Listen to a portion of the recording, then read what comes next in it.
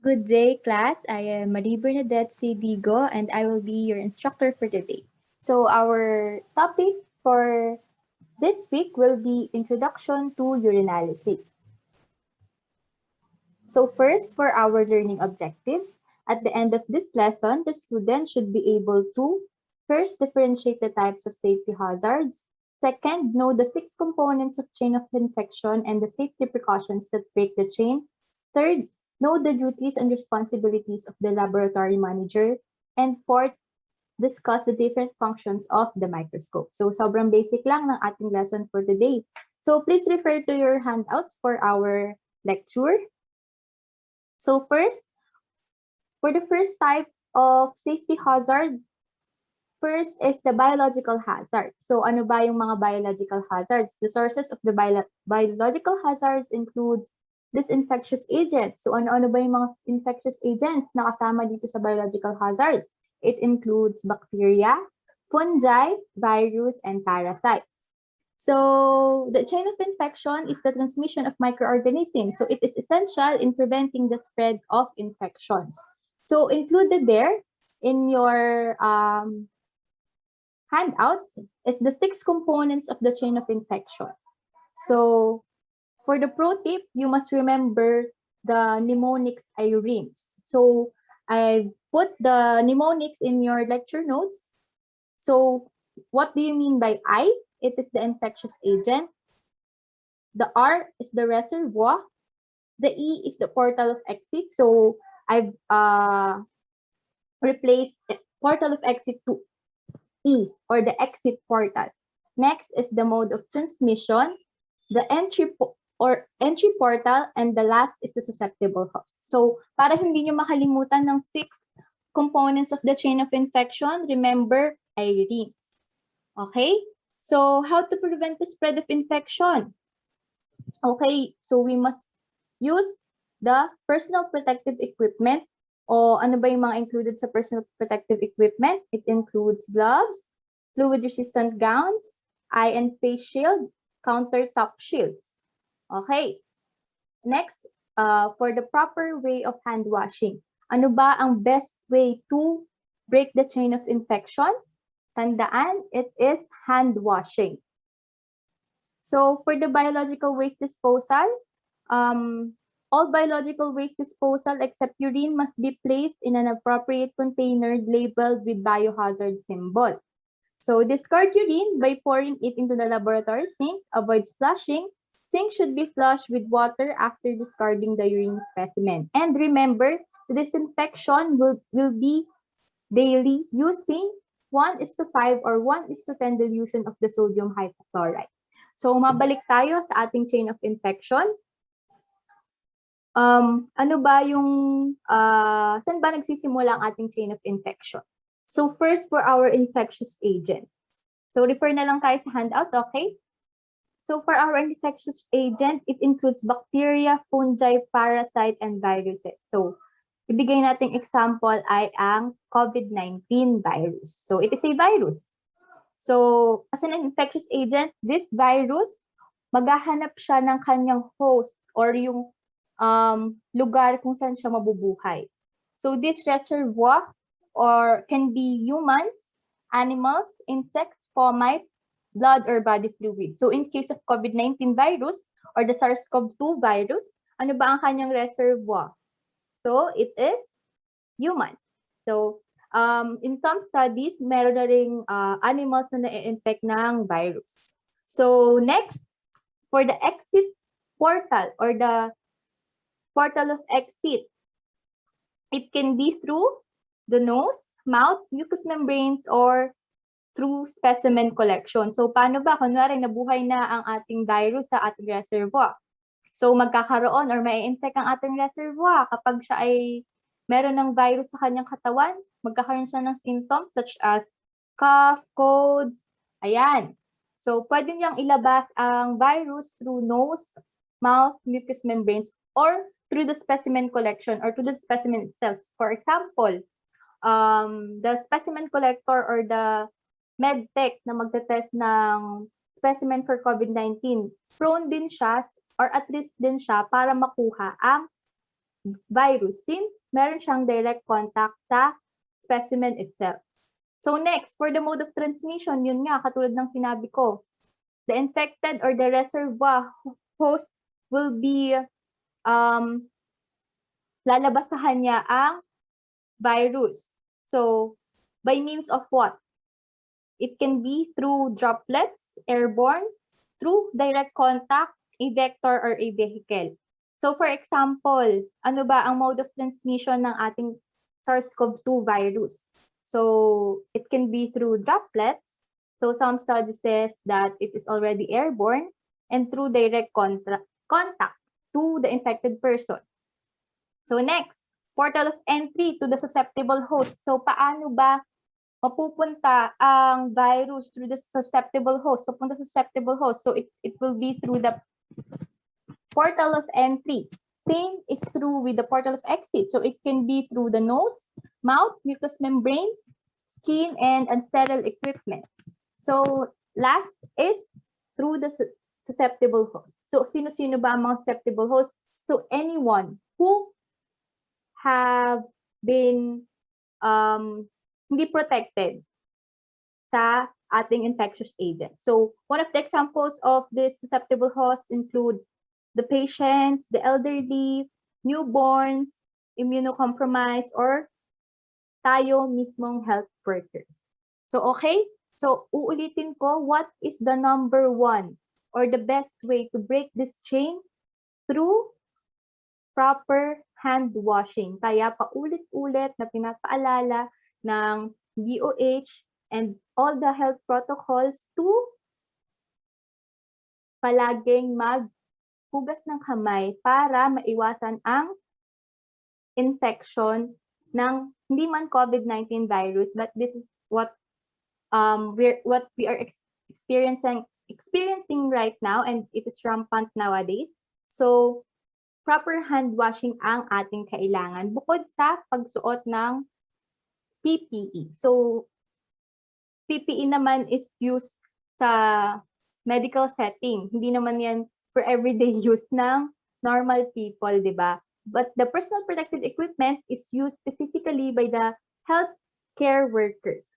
So, usually, the nurses, the doctors, us, medical technologies, and the other essential health workers in the hospital. Okay?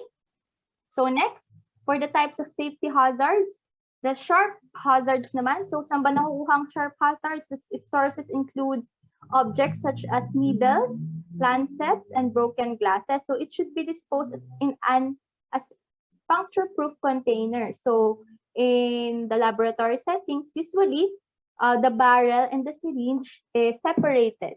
So, the barrel containing the blood should be separated from the syringe itself. So yung syringe, yun yung ilalagay nyo sa puncture-proof container, and the barrel containing the blood should be disposed in an infectious waste. Okay?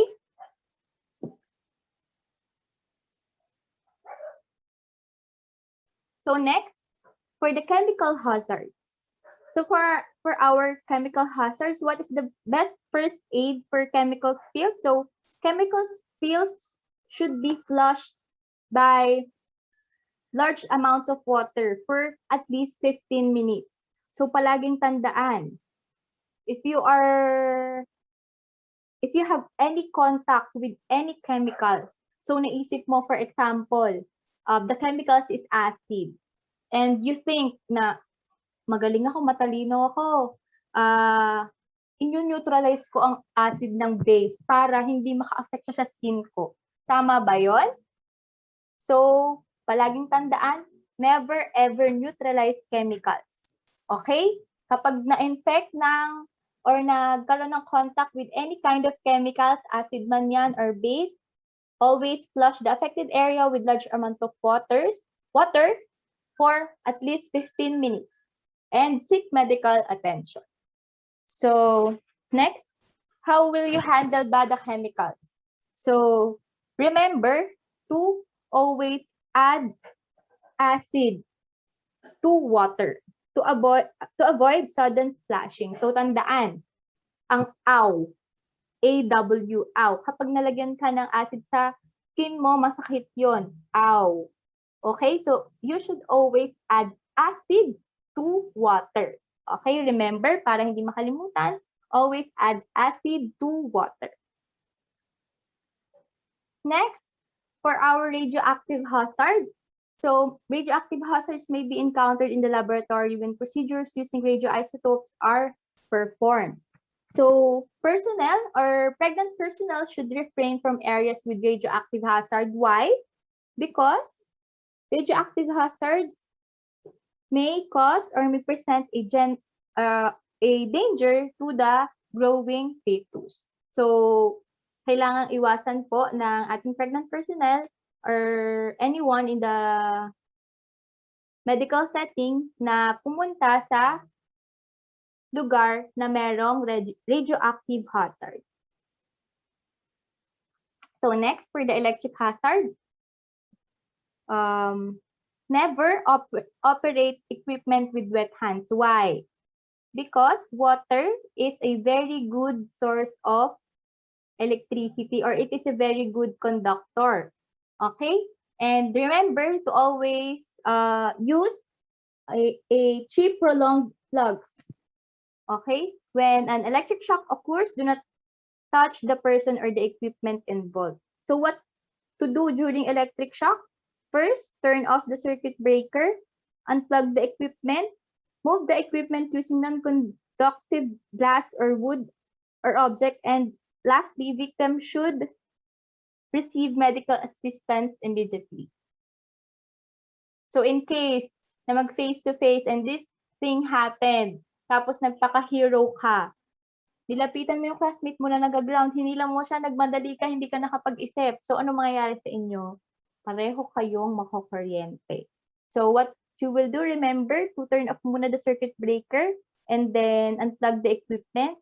So since the current is still running, maghanap tayo ng any non-conductive material such as glass or wood para mailayo ang victim sa electric shock and seek medical attention immediately.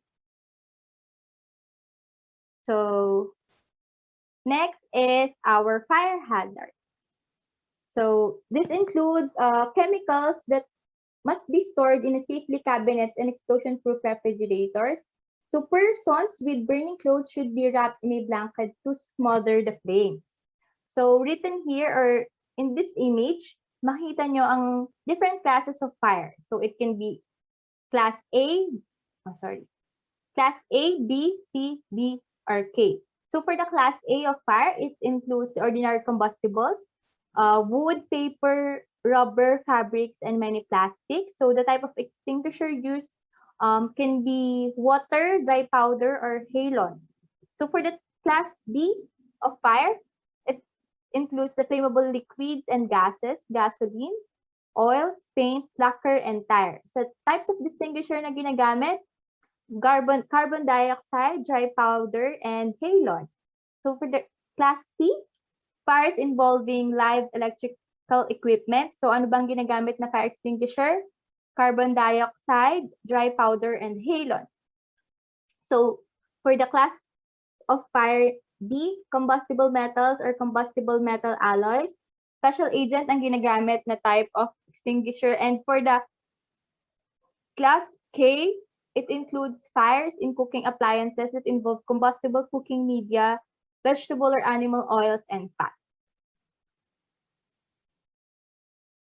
Familiarize nyo lang po ang inyong sarili dito sa ating class of different classes of fire.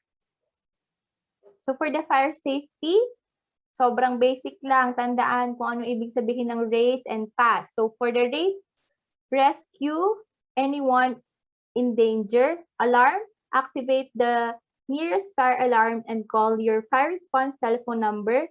C, contain the fire by closing all doors in the fire area. And E, extinguish the fire.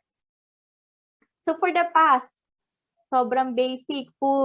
Pull the pin in the base of the fire, squeeze the nozzle, and sweep side to side. Hindi nyo na makakalimutan yan. So next, for the hazardous material. So basahin nyo na lang yung nasa lecture nyo. This is very basic, but I've included tips to remember those, two of those hazardous material classification. So in the health hazard and reactivity. Okay? Dahil some of that pwedeng lumabas sa board exam. So natutunan ko yan during our review school.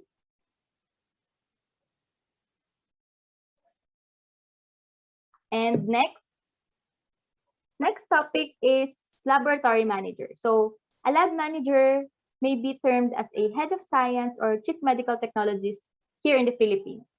So a laboratory manager task can be strategic, tactical, or operational depending on the size and the nature of the laboratory affiliated organization. So what skills should a laboratory manager have back? Analytical, interpersonal, communication, managerial, coordination, and negotiation.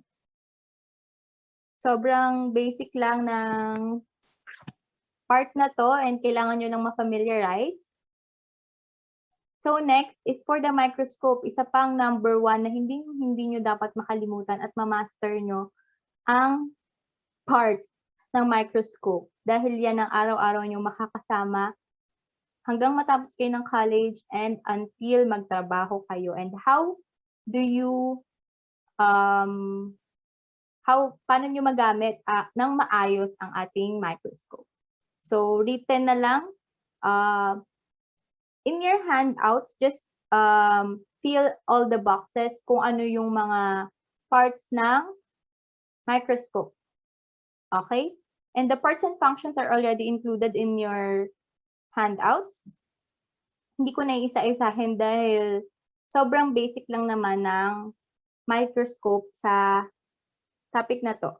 And of course, for the care of microscope, so number 1, na hindi ko makakalimutan, number 1, turo ni Ma'am Sol ito sa amin before because I am a student of Ma'am Sol before when I was college. So first, carry microscope with 2 hands supporting the base with 1 hand. Tandaan kung paano buhatin ang microscope. Hawak si microscope sa arm and then your other hand will be supporting the base. Next is always hold the microscope in a vertical position. So patayo ang hawak palagi. If you will move from another place to another, you should hold the microscope vertically, not horizontally. Hindi pahiga. Next, only clean the optical surfaces with a good quality lenses, tissue, and commercial lens cleaner. Do not use the 10 times and 4 times objectives with oil. Why? Because oil is only used for the OIO. Okay? And clean oil immersion lens after use. Okay? Always remember and always remove slides with a low power objective rate. So ito ang number 1 tandaan at hindi ko nakalimutan na always remove the slide kapag nasa low power now. So whenever you are reading in the HPO, do not remove the slide kapag sa HPO because you might, magasgasan nyo yung objective itself kapag umabot yung slide dun sa HPO. So always remove the slide with the LPO object raised. And last, store the microscope with the low power objective in position and the stage centered. Tandaan. So that would be all, and I hope you have learned something from our very fast lecture. Sobrang basic lang, but I still tried to record this lecture. So I hope to see you on the next meeting, and thank you for listening.